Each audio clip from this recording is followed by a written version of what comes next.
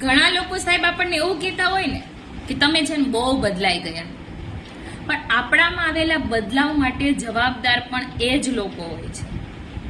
અહીં બદલાઈ ગયાનો સીધો મતલબ શું છે ખબર? કે આપણે છે ને એની અપેક્ષા મુજબ જીવી નથી રહ્યા. જ્યાં સુધી એ માંગતા અને આપણે આપતા, જ્યાં સુધી એ લોકો કહેતા એમ આપણે કરતા, ત્યાં સુધી આપણે સારા. અને જ્યારે દેવાનું બંધ કરી દો અને એની પાસે લબડવાનું અને એના સામે કાલાવાલા કરવાનું છોડી દો, એનો મતલબ તમે બદલાઈ ગયા. એની અપેક્ષા શું હતી કે આપણે કે એમ કરીએ, એમ માંગે એટલા દઈએ, ત્યાં સુધી સારા. આ બધું બંધ કરી દો, એનો મતલબ એમના માટે તમે બદલાઈ ગયા. સીધો જ મતલબ કે એ લોકો ઈચ્છે ને એમ આપણે જીવી નથી રહ્યા.